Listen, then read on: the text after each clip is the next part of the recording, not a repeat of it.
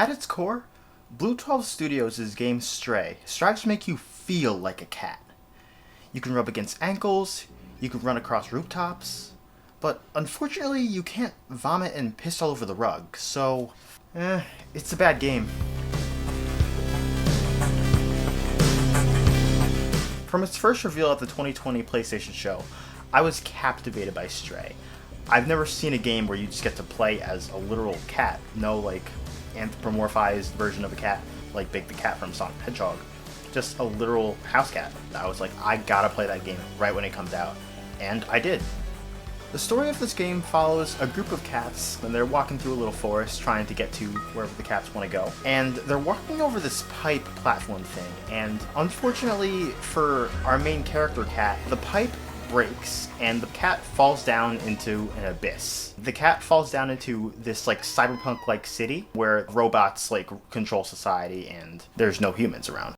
There's no humans around in the real world either, but there's no real explanation for that, which we'll find out later. So obviously, since we've fallen down to a pit away from our cat friends, the goal of this game is to escape the city and find a way back to the surface. Luckily, we find out in the first city that there is indeed a way back to the surface. However, it's tightly kept under wraps, so we're gonna have to investigate, talk to a bunch of people, see what they know, and see how we can get out of here. In this town, we also meet B12, who's our little drone companion that follows us around and helps us to solve puzzles. He has a bunch of different special abilities that we unlock during the game, and it just adds some variety to the gameplay, just because, I mean, what's a cat gonna do? Like, it's gonna bite people? Yeah, but we also need some special abilities, like the ultraviolet ray and the other things that B12 can do. After exploring the city for a bit, we get told by the scientist Momo that we need to head to Ant Village. Ant Village is the next town on our journey, and it's kind of like the midway point in the game. On the way to Ant Village, we run into the gang of Zurks. The Zurks are like the primary enemies of the game. They're these tiny little weird like alien guys that chase around the cat and they'll kill him basically. I mean, the cat can die in this game. Can't pet the dog, but the cat can die. The whole vibe of this area is just scary as you're running from the Zurks as fast as you can, trying to make it to the village where you don't really know where it is. You just know like the general direction of where you're supposed to be running.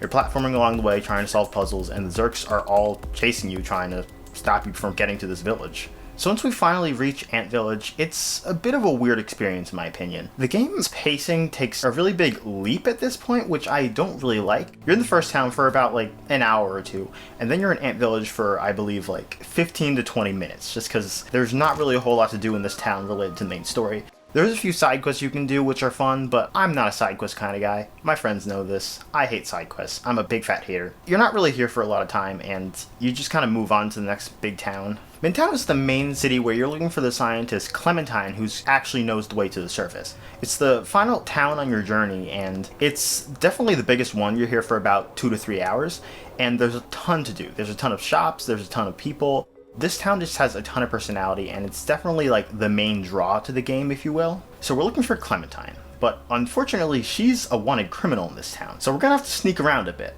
She's living in this apartment building which is guarded completely by all these robot guards. It's at this point in the game where I realized they were really designing the puzzles around the fact that you are quite literally a cat. I was struggling thinking about how I'm trying to get past these robot guards in front of the apartment building, but then I realized I'm a cat. So I just walked right under their security. It was easy. Once you do get inside, there's these little like sentry drones that will stop you, so you do have to deal with those, but it's very easy to get inside. And I love that they designed the game around that you are a cat and not just like a human in like a cat skin, because that would be boring. So we find out from Clementine that we have to take the subway to the control room, which will lead us to the surface. Along the way, we take the subway and we get put in jail. The cat gets put in jail. We have to escape. This is a really fun sequence where it's kind of like a stealth sequence. I mean, parts of the game are stealth, but this is a primarily stealth mission where you're running around the jail trying to escape the robot guards and figure out the way out of jail. It's a really fun part of the game, and I loved it. So once we do reach the control room, we basically find out that the humans blocked out the city in the event of like a nuclear apocalypse. And eventually, all the humans died, so there was no real way for anybody to escape this city, and basically just robots took over and it became their society. So with the help of B12, we hack the security system and we're able to free the city. It's a very beautiful moment in the game. You just kind of sit there and bask in the glory as the gates open and you are finally free to go back to the surface. The cat escapes and presumably meets up with his friends, and lives happily ever after.